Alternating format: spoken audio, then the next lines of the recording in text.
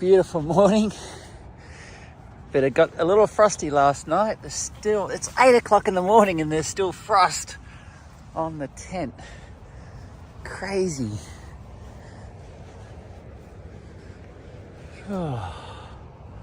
Stand up in the sun and get a little bit of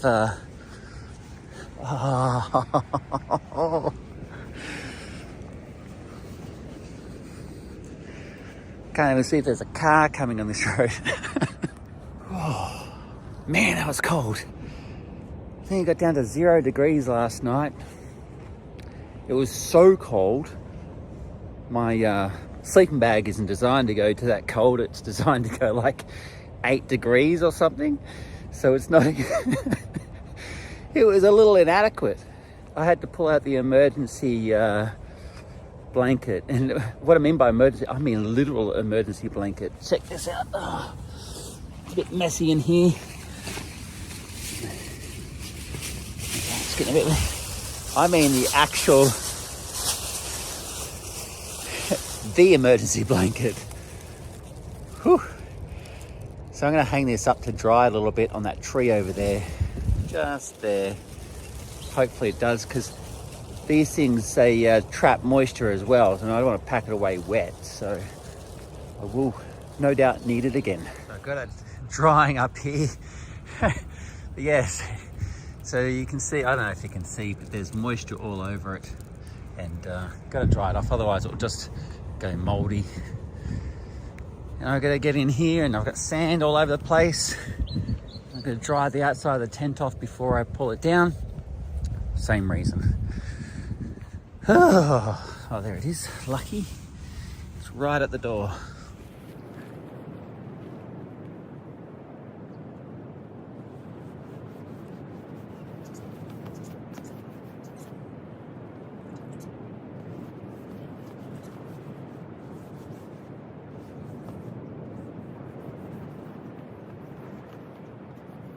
And just like that, leave no trace. Well, unlike other people, I pick it all up, but there's no rubbish bins anywhere, and I don't have a bag. But I was over there last night, packed my tent up there, and even though I've got to go that direction, I'm going to walk this direction because it's easier to get onto the beach. I think there's a human up there.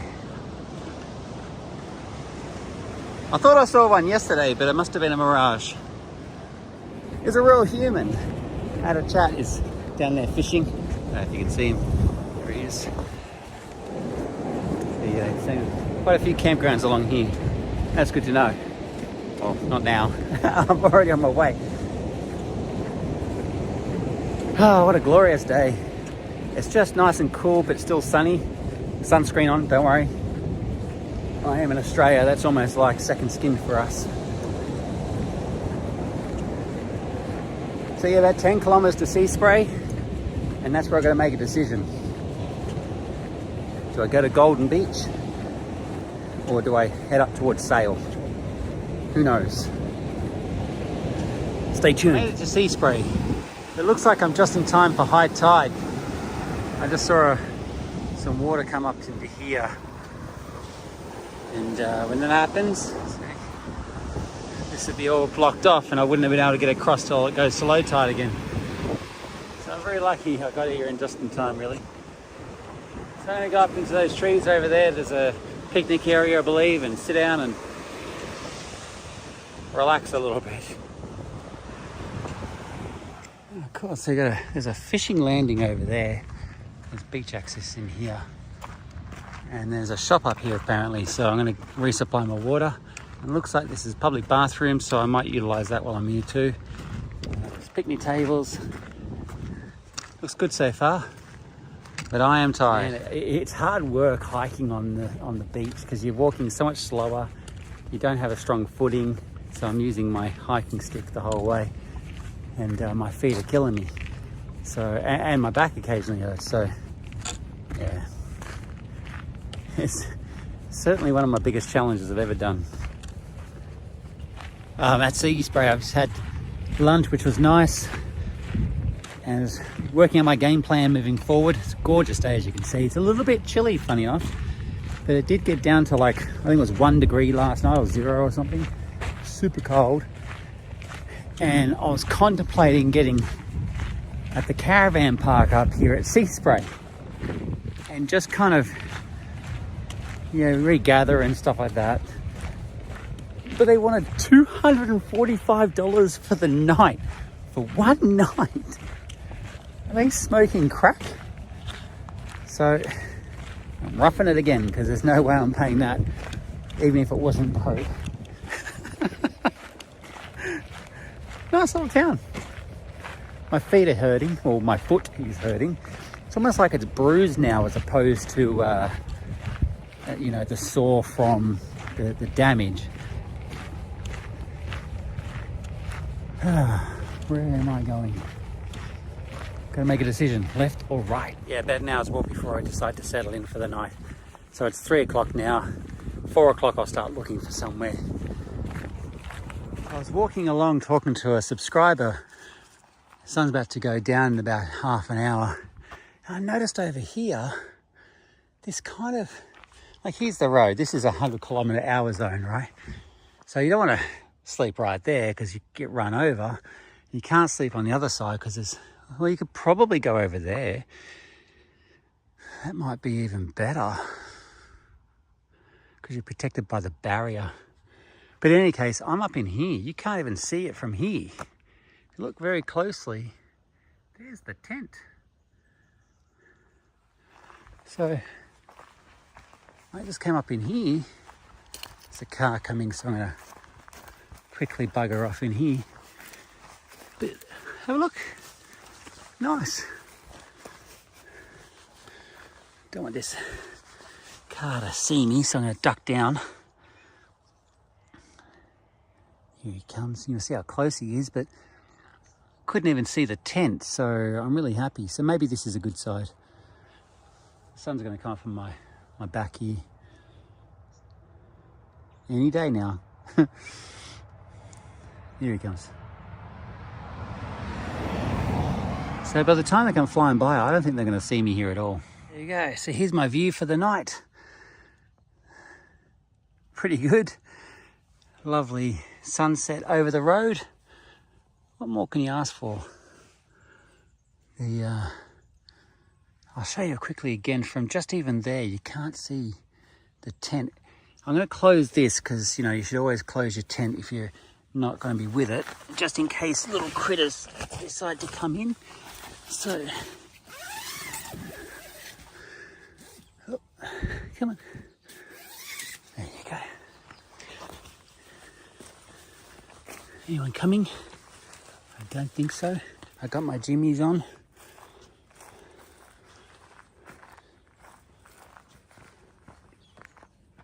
Look, you can barely see it, let alone driving by 100 kilometres an hour. Let's get in here before another car comes. There you go. Oh, I forgot my beanie. Hold on. Hey, look. And I'll close that outer one because I don't want dew getting in. But it's pretty, like, it's much bigger and I can sit upright in this one. Whereas the last one, I don't know if you really could really see it, but it was all the way, oh, there's my emergency blanket. But it was just down here and I could only sleep like as if I was sleeping in a coffin. It was horrible. So I'm very grateful for this new tent. It is designed for warmer weather. It's only a 3-season tent, not a 4-season tent. But I'm going to warmer weather, so that should be okay. I'm thinking I might close at least half of this for the moment. And then, it's hard to do this one-handed. Just to give that little extra privacy. Come on, there you go. And this can, there's plenty of airflow, so I might as well shut it.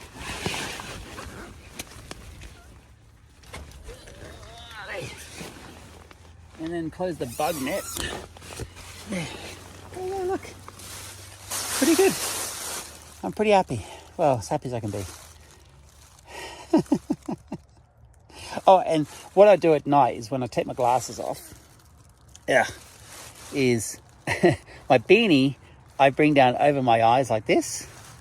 So it's like having eye patches on. And this comes up over my face like that. So it looks like this. Bit of a terrorist look, but I'm warm. Well, warm as I can get anyway. You don't want to be fully enclosed with your nose or anything, because then you're just breathing your own garbage in. This is a new look, isn't it? From inside the TARDIS. Well, I'm going to get ready for bed. Well, I'm already in bed, but I'm going to warm up first before it starts getting too cold, and get things ready while I can still see.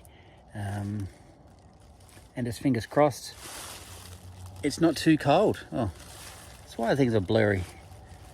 I couldn't see squat. Yeah, so before things get too cold, I'll probably get into the sleeping bag and things as well. And that car noise will die down later, I'm assuming. It's not I mean, it's a main road, but it's not like a major road. You know, it's like an artery between two small towns. Yeah, that's how I'd best describe it. Anyway, till the next one, which is probably in the morning. On today's version of Camping with Steve, Australian edition, I've now got to figure out how to get out of here without being seen. Packed everything up, leave no trace. Oh, some people left traces. I didn't leave a trace. I can't hear any cars. Let's go.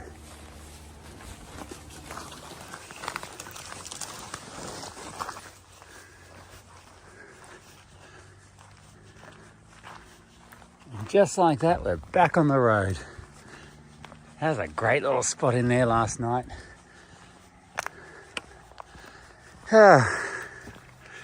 Let's get going. What a sunrise. I'm merging yesterday and today into the same video.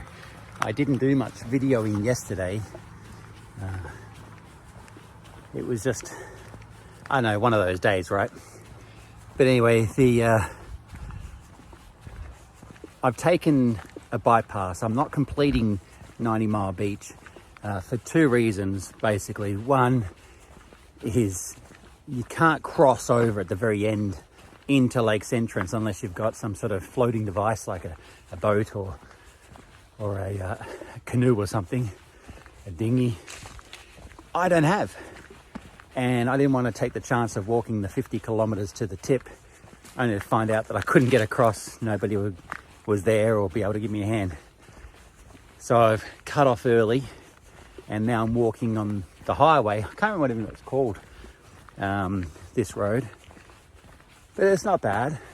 It's quite scenic, at least for a road. And I stayed just off the side before. That was pretty good. Nice quiet night. Hearing the cows and the sheep in the background.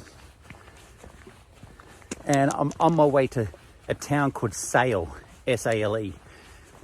And there, I'm hoping to get a bigger hat. This bucket hat's like nice, but this sun is beating down hard. So I'm thinking about getting just a Bunnings hat, or just a cheap and gnarly straw hat. And hopefully that gives me a bit more sun protection. Although today I'm in the shade, but when you walk in front of that sun, it's bad. But there's some really cool places around here. Like over there's a forestry section. You could easily have camped up there last night. Probably wouldn't have been bothered at all.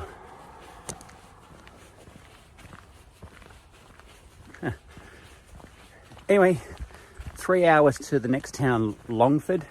About an hour and a half from that to Sale. So I've got a bit of walking to do today. I might not do much talking. If I see anything of interest, I'll let you know. I just took a rest on the side of the road up there, and you know, it was half in the sun, half in the shade, you know, that kind of sprinkled light.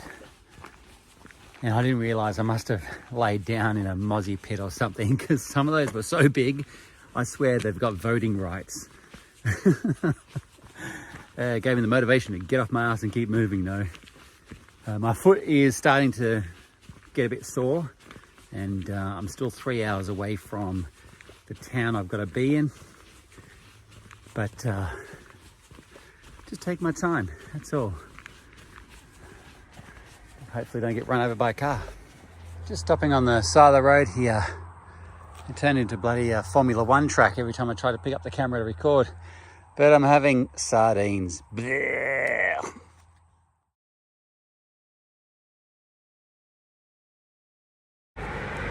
Where's my backpack? Where is it? It's gone. I'm in sale. It's S-A-L-E. It is not on sale, but in sale. I finally made it here. I bit the bullet because my foot is protesting immensely. I know I'm walking right now, but I'm walking to actually wind down. When you walk 30 kilometers in a day, you shouldn't just stop really. You should go for a wander. And I have got a cheap hotel room for the night, and I'm going to go to the shop now and get some bandages and things, and yeah, really get that looked at. But why did I choose a place that's 2 kilometers out of town? Now I do look like a nerd. I've got my hat on top of a hat. Picked up a new wide-brim from BCF, and I was gifted some money kindly from a subscriber, and I now have a sleeping bag that can go down to 0. It's a little bit bigger than the last one, but I'm hoping it can compact down further once it goes into the actual tent.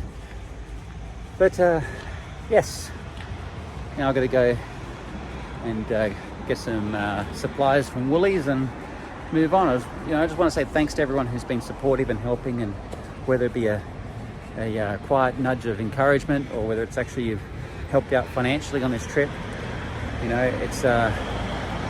It's humbling. It really is humbling, and I thank every one of you for doing it. And those on Patreon, you guys have a special place in my heart, because you're doing that month in, month out. And that's actually, yeah, I have no words for that.